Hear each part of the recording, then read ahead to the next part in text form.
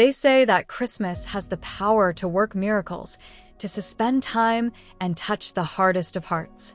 You have probably heard this story as if it were a distant legend, a fairy tale that grandparents tell their grandchildren. But the truth is that what happened in the frozen mud of Flanders in 1914 was no fairy tale. It was a desperate, dirty, and real act of humanity. It was the moment when the most efficient killing machine ever created by mankind choked, not for lack of ammunition, but for an excess of soul.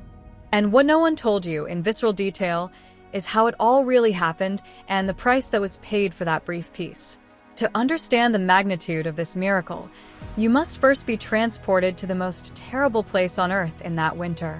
Forget the history books with their cold dates and strategic maps. Imagine a physical scar torn across the landscape of Europe, stretching from the English Channel to the Swiss border. It is December 1914. The Great War, which politicians and generals promised would be over before the autumn leaves fell, has already lasted 5 endless months. The Western Front in Belgium is no longer a battlefield in the traditional sense. It is an industrial meat grinder. The trenches are open wounds in the earth, labyrinths of knee-deep mud, a putrid mixture of clay soil, rainwater, and human detritus. The smell is something no veteran would ever forget, a sickly sweet and nauseating combination of burnt gunpowder, chloride of lime used to disinfect latrines, and the omnipresent odor of death hanging over no man's land. There, hundreds of thousands of young men live like trapped animals, shivering in soaked wool uniforms, fighting against lice that infest every fold of their clothes, and against rats the size of cats that feed on the scraps of war. British on one side, Germans on the other, separated sometimes by only 50 yards of a lunar landscape, covered in twisted barbed wire and shell craters full of stagnant water. The order is simple, brutal, and inflexible: kill or die. Hatred is the fuel pumped daily by officers and propaganda to keep the machine turning. No one there expects mercy. No one expects a miracle. Arthur Pendleton was one of those young men buried in the mud on the British side, near the ruined city of Ypres. Before the world went mad, Arthur had a simple, good life delivering letters on the busy streets of London. His biggest worries were the rainy weather that soaked the mail and getting home in time for his mother's Sunday roast. He was engaged to a girl named Clara, and in his uniform pocket, wrapped in oilcloth to protect it from the damp, he kept a photo of her smiling at a picnic. Now, crouched in the trench, with soaked boots and toes numb from incipient frostbite, his world was reduced to trying to survive the next hour. The winter that year was relentless. The temperature plummeted rapidly in the week before Christmas, turning the liquid mud into ground as hard as iron, covered by a white frost that glittered ghostly under the pale moonlight. Arthur rubbed his hands together, desperately trying to warm his fingers enough to hold his Lee Enfield rifle. Beside him, Sergeant Davies, an older man hardened by campaigns in Africa, grumbled that the cold would kill more Englishmen than German bullets. Arthur looked up at the starry sky, the same sky that covered London, and felt a homesickness that physically ached in his chest, a pain sharper than hunger. On the other side of no man's land, less than a football field away, was Hans Mahler. In his previous life, which now seemed like a distant dream, Hans was a music teacher in a small town in Bavaria. He lived for the scores of Bach and Beethoven, for his wife Hilda, and for his small son, who was just beginning to take his first steps. Hans was not a warrior by nature. His hands were made for the piano, not for digging trenches or handling a Mauser rifle. On that icy night, he felt the weight of the weapon on his shoulder, but his mind traveled back to the living room of his home. He knew that, at that hour, Hilda would be lighting the candles on the Christmas tree alone. The war had kidnapped the music from Hans's life, replacing it with the constant, maddening roar of artillery, the whistle of mortars, and the hiss of sniper bullets. He wondered if he still knew how to play, if his fingers, now calloused and dirty with earth, would still remember how to create beauty. Christmas Eve, December 24th, fell with a strange and unsettling silence over the Flanders front. Usually, darkness brought the acute fear of surprise attacks, of enemy patrols crawling through the barbed wire with knives between their teeth. Twilight was the time for the daily hate, when both sides unloaded their weapons to demonstrate strength. But that night, the guns fell silent. The intense cold seemed to have frozen even the will to fight. It was a silence so deep that men could hear the wind whistling in the barbed wire and the sound of their own breathing. In the German trenches, something extraordinary began to happen.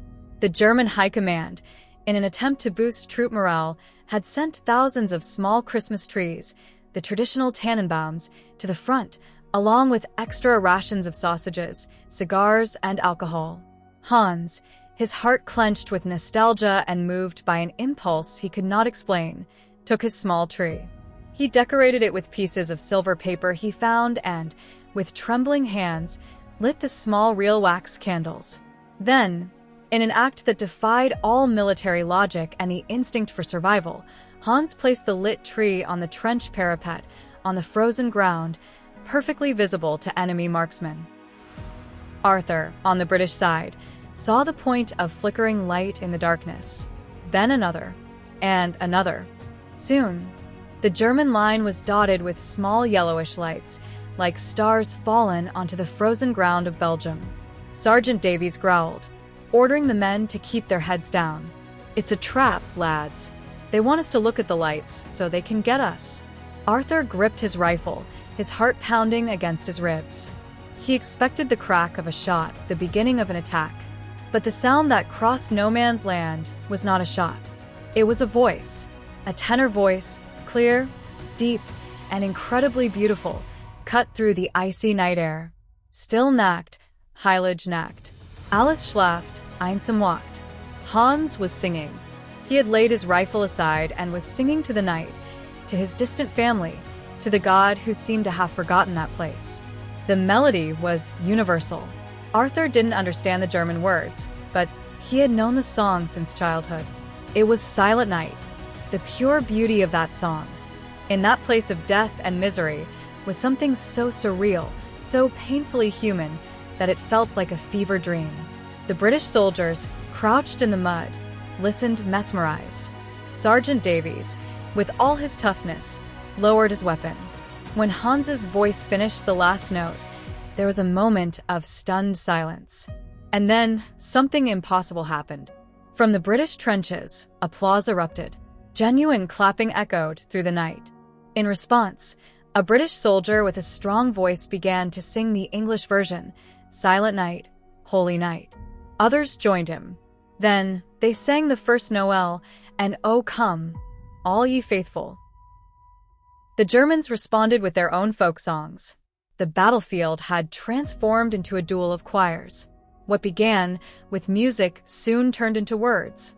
Shouts began to be exchanged across the 100 yards that separated them. At first, they were light taunts, but soon the tone shifted to hesitant curiosity. "Hey, Fritz, do you have cigars?"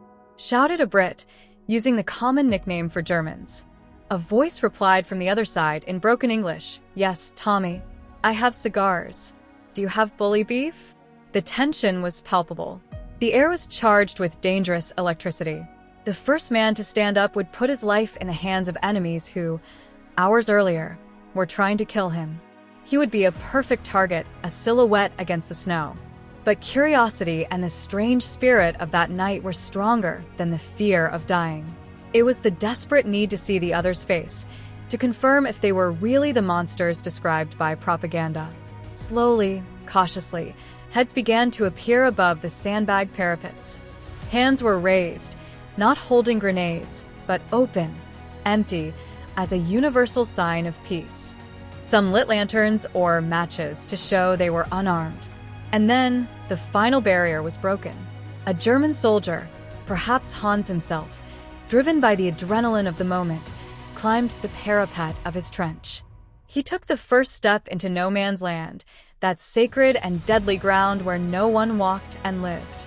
He walked slowly, arms raised, his breath forming white clouds in the freezing air. On the other side, Arthur looked at Sergeant Davies. The sergeant just nodded, an almost imperceptible gesture. Arthur dropped his rifle. He climbed the wooden ladder and stepped onto the frozen earth. They walked toward each other, two lonely dots under the incredulous gaze of thousands of armed men on both sides. The silence was absolute. Every step was a gamble. They met in the middle, near a shell crater. They stopped. Arthur saw that Hans was just a man, perhaps a little older than him, with tired eyes and unshaven stubble, shivering with cold in his gray coat. Hans saw in Arthur a young boy, his face dirty with mud and frightened eyes. They looked at each other for a second that felt like an eternity. And then, instead of fighting, Hans extended his hand. Arthur shook it. The skin was cold and rough, but the grip was firm and human. That handshake was the spark that ignited the front. It was the signal that broke the dam of fear and discipline. Suddenly, dozens, then hundreds, and finally thousands of soldiers along miles of the front line emerged from their burrows. No man's land, the space of death, transformed into a surreal courtyard of fraternization.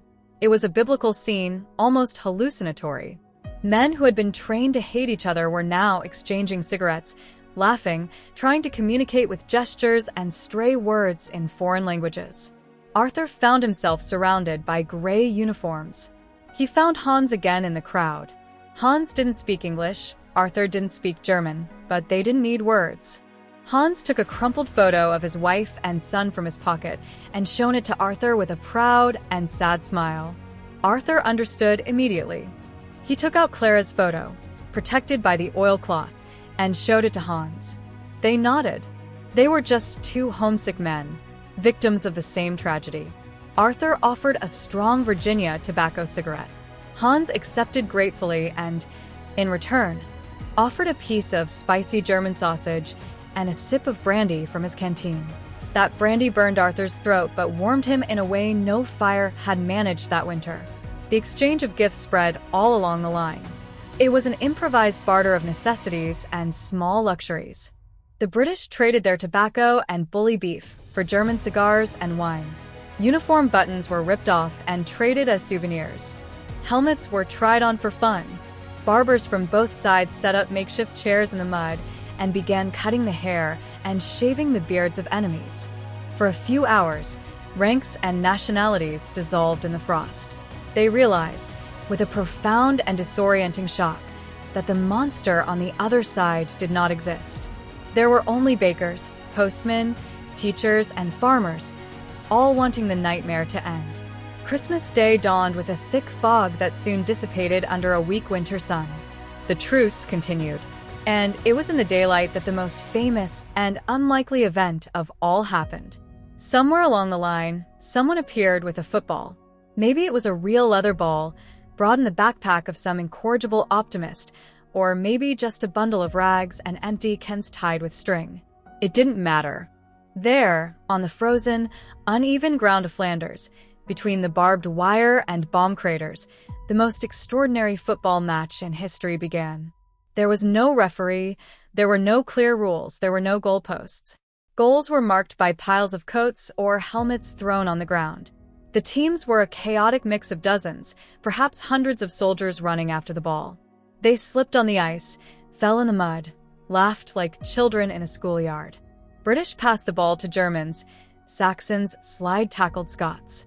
National rivalries were reduced to a sporting contest. The score was irrelevant. Some say the Germans won 3-2. Others say it ended in a draw when the ball punctured on barbed wire.